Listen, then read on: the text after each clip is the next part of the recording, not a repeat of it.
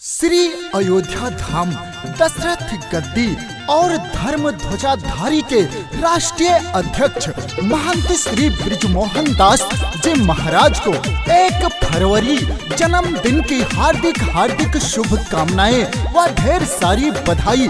MCRS music गायक पंकज राजा।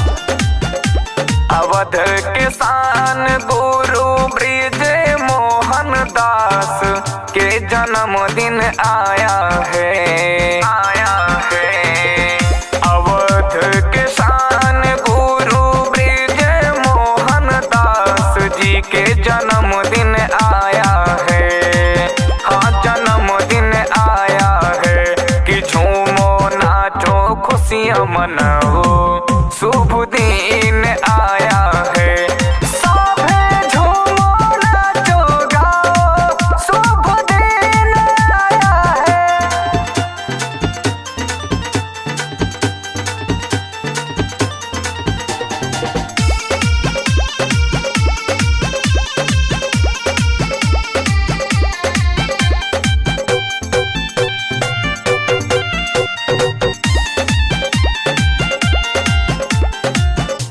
माथे तिलक शोभे सिर भगवा पगड़ी हो कि भगवे रंगवाना। माथे तिलक शोभे सिर भगवा पगड़ी हो कि भगवे रंगवाना। हो कि भगवे रंगवाना सोहे सागरो को सगवा हो कि भगवे रंगवाना।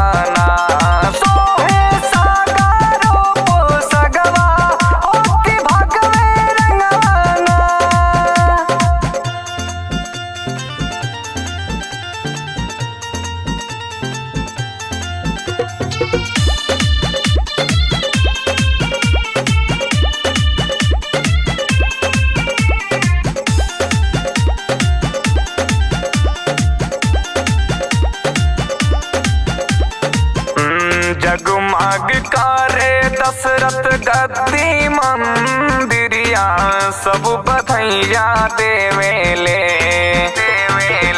जगमग करे दशरथ गद्दी मंदिरिया, सब बधैया देवेले। हाँ हाँ, बधैया देवेले। पुजारी राजकुमार जी बाटे मिठैया, सब बधैया देवेले। पुजारी राजकुमार जी बाटे मिठैया, सब बधैया देवेले।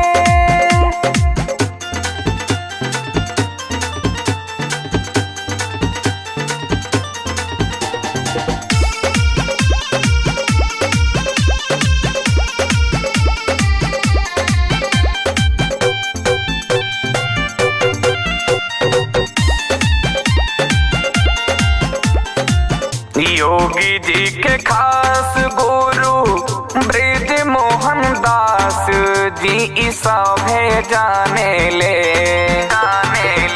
योगी जी के खास गुरु ब्रिज मोहन दास जी सभे जाने ले।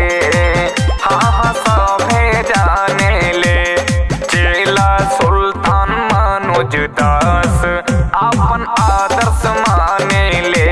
चेला सुल्तान मनोज दास अपन आदर्श माने ले।